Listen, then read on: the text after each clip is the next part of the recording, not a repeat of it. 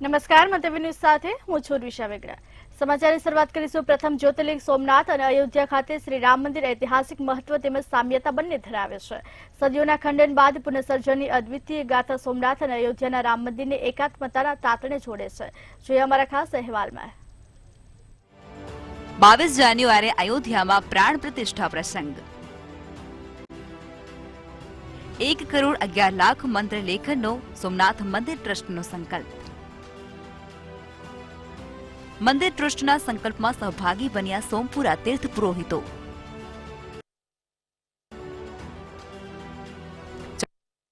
85 લાખ મંત્રોનું લેખન કરવામાં આવ્યું છે સંપન્ન। શ્રીરામ મંત્ર લેખન મહાયજ્ઞમાં પીએમ મોદીના હસ્તે થયો હતો પ્રારંભ। સોમનાથની ભૂમિ પરથી જ શ્રીરામ મંદિર પુનઃનિર્માણના સંકલ્પનો પ્રારંભ થયો હતો, જ્યારે અયોધ્યા ખાતે શ્રીરામ મંદિર નિર્માણ પૂર્ણ થયે પ્રાણ પ્રતિષ્ઠા થવાના આગામી પાવન પ્રસંગ સોમનાથ ખાતે ભક્તો દ્વારા લખવામાં આવેલા રામ નામ મંત્રનો અયોધ્યા અર્પણ કરવાનું આયોજન સોમનાથ મંદિર ટ્રસ્ટ દ્વારા કરવામાં આવ્યું છે, જેને સોમનાથ અયોધ્યા શ્રીરામ નામ મંત્ર લેખન મહાયજ્ઞ નામ આપવામાં આવ્યું છે। ત્યારે આ મહાયજ્ઞમાં પ્રભાસ તીર્થના સોમપુરા તીર્થ પુરોહિતો સામૂહિક રીતે सम्मिलित થયા છે। यहाँ मंत्र लेखन का एक शुभ कार्य चल रहा है, जो सोमनाथ ट्रस्ट द्वारा लाया गया है। उद्देश्य ये है कि भारतवर्ष में फिर से राम राज्य का पदार्पण हुआ है।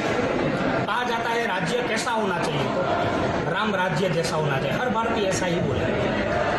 तो फिर से भगवान की 4 स्तंभ है, जैसे सनातन धर्म के धर्म अर्थ काम और मोक्ष, ये 4 स्तंभ है। जैसे राम राज्य के 4 स्तंभ है, सुख शांति समृद्धि और सुरक्षा, जो यह सरकार सभी भारतीयों को प्रदान करती है। સોમનાથ તીર્થમાં સ્થાનિકો સહિત દેશ વિદેશથી આવનારા ભક્તો, સાધુ સંતો અને રાજકીય સામાજિક આગેવાનો સહિત સમાજના દરેક વર્ગના લોકો શ્રીરામ મંદિર ખાતે સભા મંડપમાં બેસી અને શ્રીરામ નામ મંત્ર લેખન સેવા કરી અને અયોધ્યા શ્રીરામ મંદિર પુનઃનિર્માણની ક્ષણમાં સાક્ષી બની રહ્યા છે। હાલ 40 દિવસમાં 85 લાખ મંત્રોનું લેખન સંપન્ન થયું છે। અયોધ્યામાં ભવ્ય રામ મંદિર નિર્માણ થઈ રહ્યું છે, જેમાં લાંબા સમયના સંઘર્ષ બાદ આ રામ મંદિર ભવ્ય નિર્માણ થઈ રહ્યું છે અને લાખો લોકો એમાં શ્રદ્ધાનો વિષય છે। ભારતવર્ષ માટે ગર્વની વાત છે।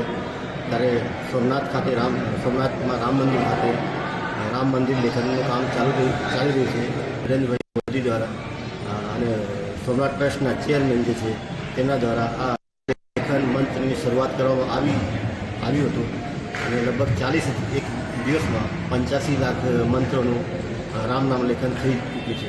1,11,00,000 મંત્રોનું લેખનનું સોમનાથમાં શ્રીરામ નામ મંત્ર લેખનનો વિશેષ મહિમા એટલા માટે છે કે પ્રથમ જ્યોતિર્લિંગ શ્રી સોમનાથ મહાદેવ જ્યાં બિરાજમાન છે, જ્યાં ભગવાન શ્રી કૃષ્ણએ પોતાની માનવ લીલાને વિરામ આપ્યો હતો, એવી પ્રભાસની આ પવિત્ર ભૂમિ પર પ્રભુ શ્રીરામના આગમનનો પણ સ્કંદ પુરાણમાં ઉલ્લેખ જોવા મળે છે। રવિ ખખ્ખર, મંતવ્ય ન્યૂઝ, ગીર સોમનાથ। સુરતના ઓલપાડ તાલુકા સહિત ટકારમાં ગામના ખેડૂતો ગુલાબની ખેતી તરફ વળ્યા છે। ખેડૂતોએ દેશી ગુલાબની ખેતી કરી ઓછી મહેનતે વધુ પ્રોફિટ મેળવી રહ્યા છે, જ્યારે ટકારમાં ગામના ખેડૂતો દેશી ગુલાબની ખેતી કરે છે। તે પોણા 3 વીઘામાં ગુલાબની ખેતી કરી ખેડૂતો સારી આવક મેળવી રહ્યા છે। કમોસમી વરસાદ અને વાવાઝોડામાં ડાંગર અને શેરડી ખેડૂતોને નુકસાન થયું છે, પરંતુ દેશી ગુલાબની ખેતી કરતા ખેડૂતો સારી આવક મેળવી રહ્યા છે।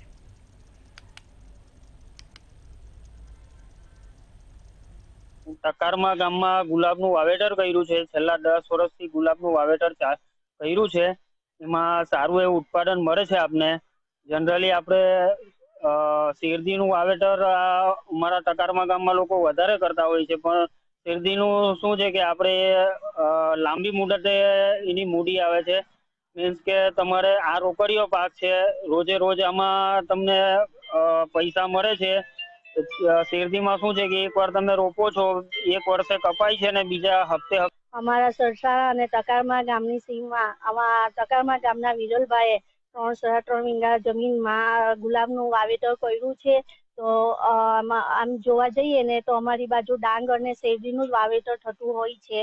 તો એનાથી આપણને રિસ્કવાળું કામ પણ હોય છે, કેમ કે એનું વળતર આપને વર્ષે મળે છે. ને આ ગુલાબનું ખેતી કરવાથી શું છે કે ખેતરમાં પાકની ફેરબદલી થવાથી જમીનમાં પણ સુધારો થાય છે. ને દક્ષિણ ગુજરાતમાં આમ તો શેરડી અને ડાંગરની વાવેતર ખેડૂતો કરતા આવ્યા છે, પરંતુ છેલ્લા ઘણા સમયથી જો જોવામાં આવે દક્ષિણ ગુજરાત સહિત સુરત જિલ્લામાં તો ખેડૂતોએ પોતાની ખેતી પેટર્ન બદલી છે અને આંતરપાક તરીકે પણ અન્ય પાકને ખેતી કરતા આવ્યા છે. જેમાં ખાસ કરીને ઓલપાડ તાલુકાની જો વાત કરવામાં આવે તો ઓલપાડ તાલુકાના ટકારમા ગામે એક ખેડૂતોએ શેરડી અને ડાંગરની ખેતી છોડીને પાક ફેરબદલી કરી છે અને પોતાના ખેતરમાં ગુલાબની ખેતી 3.5 વીઘામાં કરી છે. અને ખેડૂતોએ જે રીતે જણાવ્યું છે એ પ્રમાણે કે આ ખેતીમાં રોજે રોજની આવક થતી હોય છે, ખર્ચો ઓછો હોય છે અને નુકસાન પણ થતું નથી.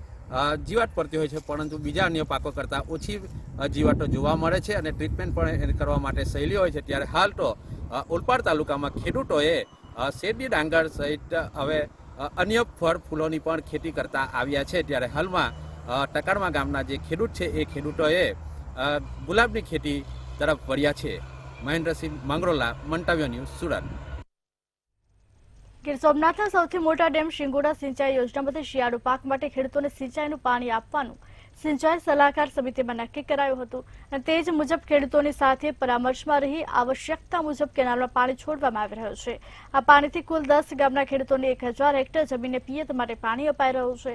કેનાલમાં 60 ક્યુસેક પ્રવાહ પાણી વહી રહ્યો છે, જેથી પાકની જરૂરિયાત મુજબ પૂરતા પ્રમાણમાં પાણી મળી રહેશે. આથી ખેડૂતો ખુશખુશાલ જોવા મળ્યા હતા. ખેડૂતોએ જણાવ્યું હતું કે આ કેનાલ જ અમારી જીવાદોરી છે. ઠંડી શરૂ થઈ ચૂકી છે અને અમે ઘઉંનું વાવેતર કર્યું છે. કેનાલનું પાણી મળવાને કારણે જોકે સારું એવું ઉત્પાદન થઈ શકાશે. સાહેબ, હું ખેડૂત સીએફ કેનાલ ઉપર મારી 15 વીઘા જમીન છે અને સીડી કેનાલ ઉપર મારી 3 વીઘા જમીન ધરાવું છું, જે મિત્યાસ કેનાલ કહેવામાં આવે છે. અને ત્યાં 2 કેનાલનો અમે લાભ લઈએ છીએ સરકારશ્રી દ્વારા, જ્યાં પાણી આપવામાં આવે છે અવારનવાર એનાથી. અને મારે અત્યારે શિયાળુ જે રવિ પાક કહેવામાં આવે છે એ તલ છે, ઘઉં છે, રાયડો છે અને બાજરીનું થોડુંક વાવેતર કરેલું છે. એટલે બીજું થોડુંક કૂવાથી પણ કરેલું છે. અને પાણી સાહેબ અમને જો કેનાલ તરફથી મળે ને તો જ અમે કૂવાથી પણ પિયત કરી શકીએ. અને નાના ખેડૂતો બધા નાના જ છે અત્યારે, તો કોઈ સીમાંત ખેડૂતો છે જ નહીં. તેનાથી અમને બહુ ફાયદો થાય છે. આ કેટલા ઝાઝા વર્ષોથી આ કેનાલ આવે છે. આજ 15-20 વર્ષની મને ખ્યાલ છે કે ક્યારની આવે છે, મારી ઉંમર ત્યારની અમારે આ ઘઉંનું વાવેતર, ચણાનું વાવેતર, માંડવીનું જુવારનું વાવેતર એ બધી વાવેતર કરીએ છીએ ને અમારે પૂરેપૂરું પાણી આપે છે. ત્યારે અમારે ઘઉં છે ને જુવાર છે, પૂરેપૂરું ટાઈમ પ્રમાણે પાણી આવી જાય છે, સુકાઈ જાય છે. એમ પૂરેપૂરું પાણી ન આવે, ટાઈમ ટુ ટાઈમ ન આવે તો મોલ સુકાઈ જાય છે. અત્યારે અમારે જુવાર છે અને ઘઉં છે. અમારે બીજું પાણી છે. હજી કેટલા પાણીની હજી અમારે 3 પાણી આપશે. હાલ સિંગોડા સિંચાઈ યોજનાની ડાબા કાંઠા કેનાલ નેટવર્કમાં શિયાળુ પિયત માટે આપણે પાણી છોડવામાં આવ્યું છે. હાલમાં અત્યારે બીજા પાણીની પ્રોસેસ ચાલુ છે. એક પાણ ઓલરેડી પતી ગયું છે અને બીજું પણ અત્યારે છે ખેડૂતોને ખેતી માટે આપણે ચાલુ છે. હવે કેનાલ નેટવર્કની વાત કરીએ તો ટોટલ કોડીનાર તાલુકાના સુગાળા, જગતિયા, છાછર, કરેડા, મિતિયાજ, આટપોકા, રાજપરા એમ કુલ 8 ગામના ખેડૂતોને છે એ સિંચાઈનો સીધો લાભ મળે છે.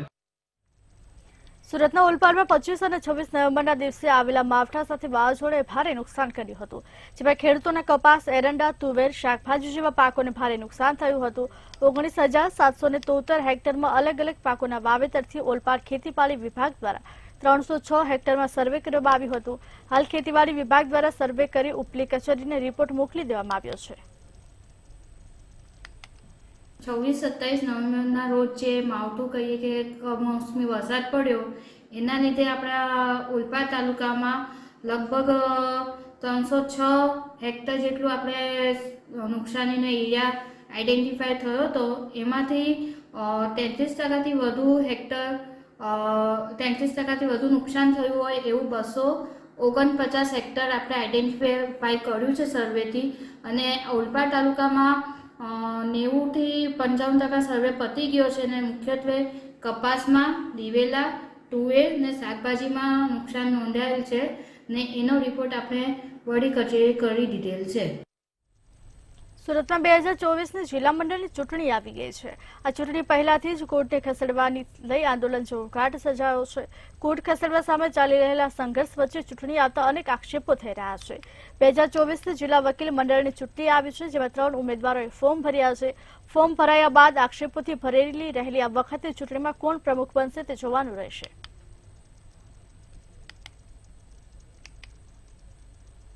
વર્ષ 2024ની ઇલેક્શન માટે પ્રમુખ પદ માટે દાવેદારી નોંધાવેલ છે.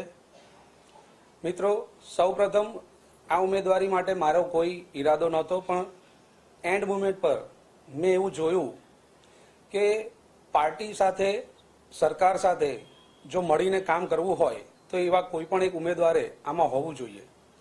વિરોધ પક્ષ હોય અને સંઘર્ષ કરનાર વ્યક્તિ ફક્ત એવી જ વાતો ચાલે તો સરકારની સાથે એક બ્રિજ જેવું જે કામ કરવું જોઈએ એવી કોઈ પણ વ્યક્તિ આમાં હોવું જોઈએ.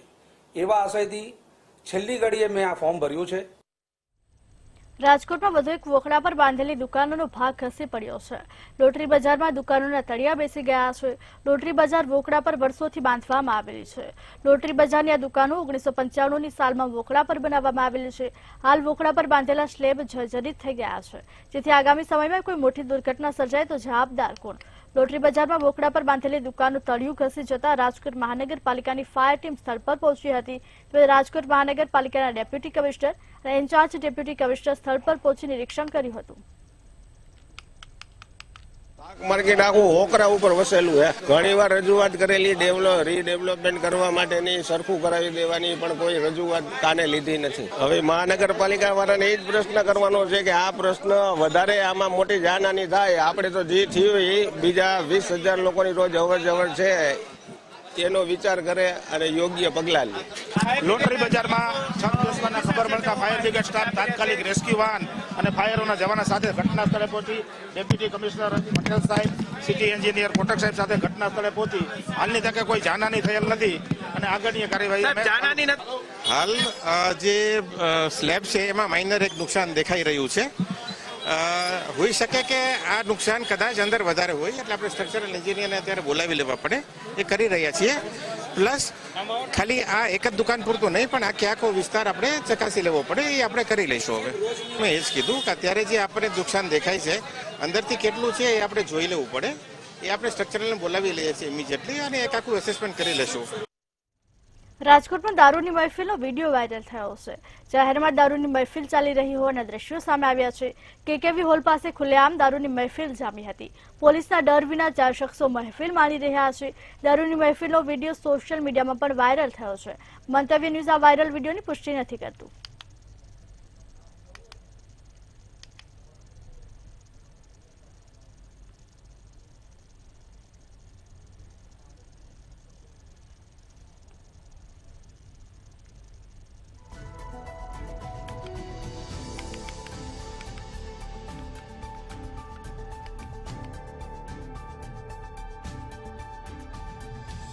રાજકોટમાં દારૂની મહેફિલનો વિડીયો વાયરલ થયો છે.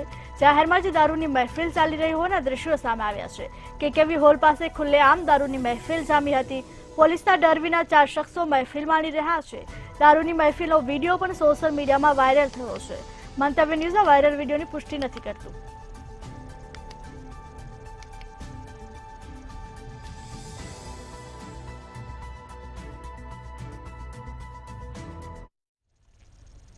બોટાદ પોલીસે કારમાંથી વિદેશી દારૂનો જથ્થો ઝડપી પાડ્યો છે.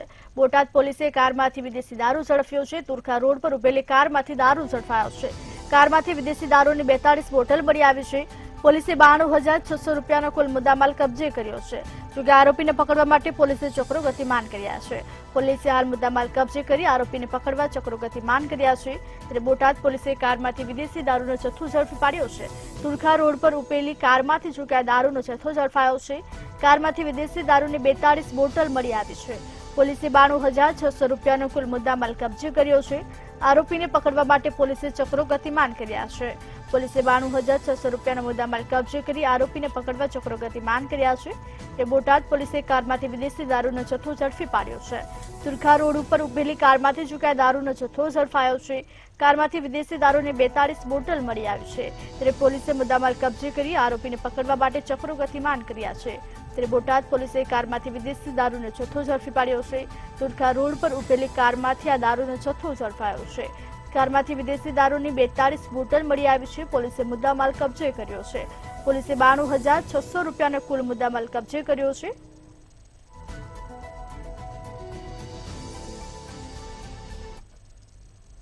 સુરતમાં મનપા કચેરી બહાર રોજિંદા કામદારો છેલ્લા 3 દિવસથી ઉપવાસ પર બેઠા છે. છેલ્લા 10 વર્ષથી ફરજ બજાવતા કર્મચારીઓને કાયમી કરવાની માંગ સાથે સફાઈ કર્મચારીઓ વિરોધ કરી રહ્યા છે. 2500 જેટલા સફાઈ કર્મચારીઓને કાયમી નોકરી પર રાખવાની માંગ કરી છે. વર્ષોથી આ બાબતે કર્મચારીઓ રજૂઆત કરી રહ્યા છે, પરંતુ કોઈ ઉકેલ ન આવતા કર્મચારીઓ ઉપવાસ પર ઉતર્યા છે. જ્યાં સુધી યોગ્ય જવાબ નહીં મળે ત્યાં સુધી આમરણાંત ઉપવાસ પર બેસવાની ચીમકી ઉચ્ચારી છે.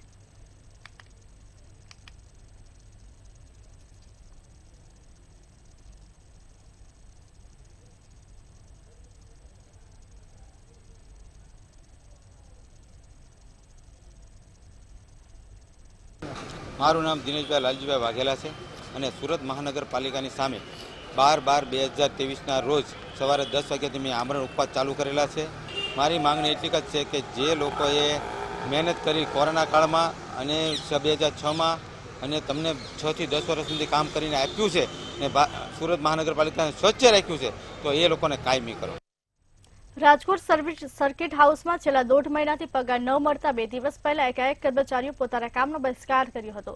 કર્મચારીઓ હડતાળ ઉપર ઉતર્યા હતા, જેને લઈ તંત્રએ તેઓની માંગણી પૂરી થઈ જશે તેવું આશ્વાસન આપ્યું હતું. મંતવ્ય ન્યૂઝ સાથે વાત કરતા કર્મચારીઓ જણાવ્યું હતું કે વારંવાર ઉચ્ચ અધિકારીઓને એજન્સીના મેનેજરને રજૂઆત કરવા છતાં પગાર આપવામાં આવતો નથી. સરકાર વહેલી તકે ઉચ્ચ અધિકારીઓને સૂચના આપી એજન્સી દ્વારા અમારો પગાર કરાવે તેવી માંગણી કરવામાં આવી છે.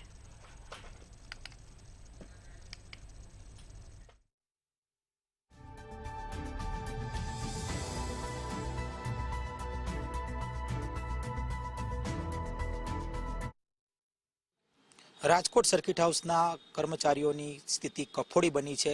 છેલ્લા 1.5 મહિનાથી તેઓને પગાર નથી મળ્યો અને આને જ લઈને તેઓ આક્રોશમાં દેખાઈ રહ્યા છે. આપણી સાથે કર્મચારીઓ છે સર્કિટ હાઉસના, એમની સાથે વાત કરશું. કઈ પ્રકારની સ્થિતિ હાલ અત્યારે સર્કિટ હાઉસની છે એમની સાથે વાત કરીશું. શું નામ છે તમારું? મારું નામ વાઘેલા કૃણાલ છે.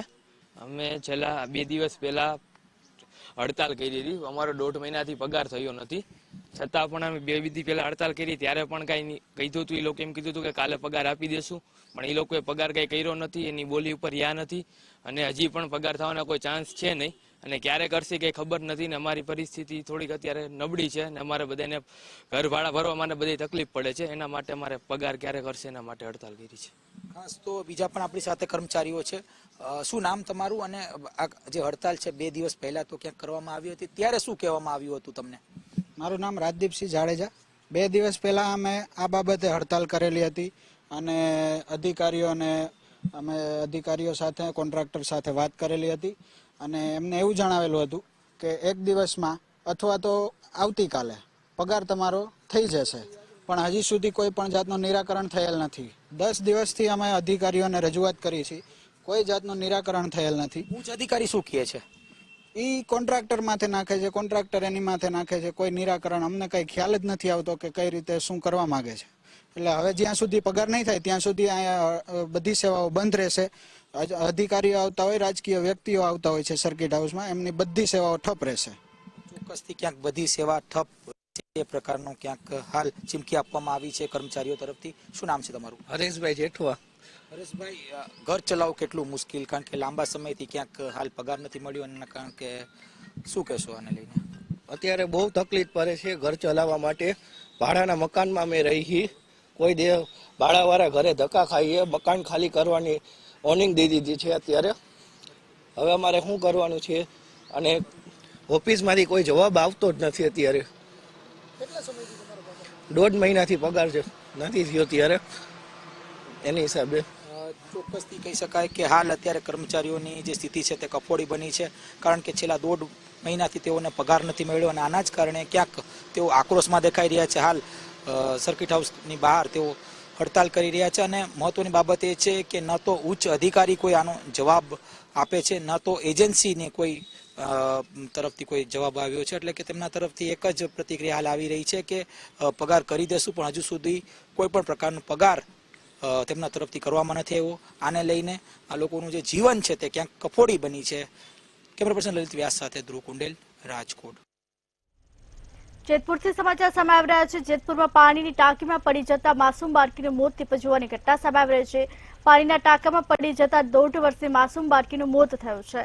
સમગ્ર ઘટનાને લઈને પોલીસને જાણ કરવામાં આવી હતી। સમગ્ર ઘટનાની જાણ થતાં પોલીસ કાફલો ઘટના સ્થળે પહોંચ્યો હતો। જેતપુરમાં પાણીની ટાંકામાં પડી જતા બાળકીનું મોત થયું છે। નવનિર્મિત મકાનના પાણીના ટાંકામાં 1.5 વર્ષની માસૂમ બાળકી પડી હતી। મજૂરી કામ કરતા પરપ્રાંતીય પરિવારની બાળકીનું મોત થયું છે। શિવકૃપાનગરમાં બનતા મકાનમાં જો કે આ પરિવાર કામ કરતો હતો। 1.5 વર્ષની માસૂમ રમતા રમતા પાણીના ટાંકામાં પડી હતી। બાળકીને હોસ્પિટલ લઈ જતા તબીબો દ્વારા તેને મૃત જાહેર કરવામાં આવી હતી। 1.5 વર્ષની માસૂમ બાળકી રમતા રમતા પાણીના ટાંકામાં પડી ગઈ હતી।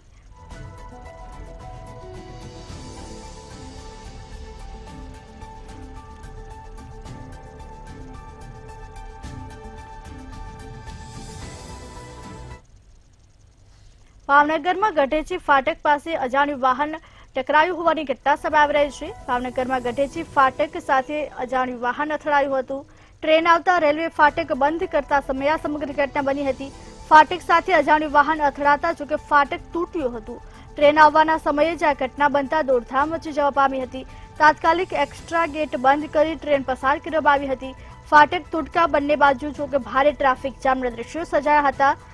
રેલવે અધિકારીઓ અને કર્મચારીઓ સમગ્ર ઘટનાની જાણ થતા ઘટના સ્થળે પહોંચ્યા હતા। ભાવનગરમાં ગઢેચી ફાટક સાથે અજાણ્યું વાહન અથડાયું હતું। ટ્રેન આવતા રેલવે ફાટક બંધ કરતા સમયે આ સમગ્ર ઘટના બની હતી। ફાટક સાથે અજાણ્યું વાહન અથડાતા જોકે ફાટક તૂટ્યું હતું। ભાવનગરમાં નીલમબાગ પોલીસ પેટ્રોલિંગ દરમિયાન દારૂની હેરાફેરી કરતા 2 ઈસમો પકડાયા હતા। જ્યારે લીલા સર્કલ વિસ્તારમાં પોલીસના પેટ્રોલિંગ દરમિયાન સ્કૂટર પર વિદેશી દારૂની હેરાફેરી કરતા 2 વ્યક્તિઓને દારૂની 7 બોટલ સાથે ઝડપી પાડવામાં આવ્યા હતા। જેમાં રાહુલભાઈ ગોપાલભાઈ ચૌહાણ અને ધવલભાઈ ધીરુભાઈ જાંબુચા નામના 2 વ્યક્તિઓની ધરપકડ કરાઈ છે।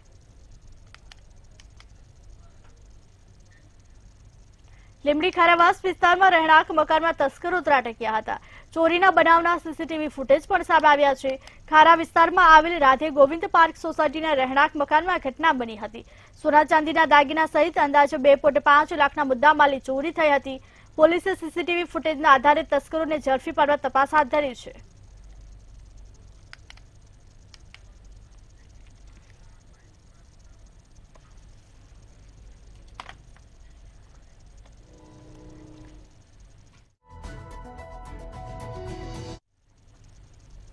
ધારીના લાઇનપરા વિસ્તારમાં જો કે સિંહનું ટોળું ઘૂસી આવ્યું હોવાની ઘટના સામે આવી રહી છે। ધારીના લાઇનપરા વિસ્તારમાં સિંહનું ટોળું ઘૂસ્યું હતું। વહેલી સવારે 5 સાવજોની બજારમાં દોડાદોડીના દ્રશ્યો સામે આવ્યા છે। બજારમાં સિંહોના આટાફેરાથી લોકોમાં ભયનો માહોલ ફેલાયો છે। સાવજોની ડણક સાંભળી ગ્રામજનો ધાબે ચડી ગયા હતા।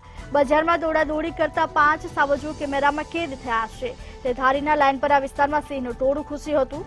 વહેલી સવારે 5 સાવજોની બજારમાં દોડાદોડીના દ્રશ્યો સામે આવ્યા છે। બજારમાં સિંહોના આટાફેરાથી લોકોમાં પણ ભયનો માહોલ સર્જાયો છે। સાવજોની ડણક સાંભળી ગ્રામજનો ધાબે ચડી ગયા હતા। બજારમાં દોડાદોડી કરતા 5 સાવજો કેમેરામાં કેદ થયા છે। ત્યારે બજારમાં સિંહોના આટાફેરાથી લોકોમાં ભયનો માહોલ ફેલાયો છે। જોકે સાવજોની ડણક સાંભળી ગ્રામજનો ધાબે ચડ્યા હતા। સમાચારમાં હાલ આટલું જ। હવે જોઈએ સીધો સંવાદ સહયોગી લખમા સાથે।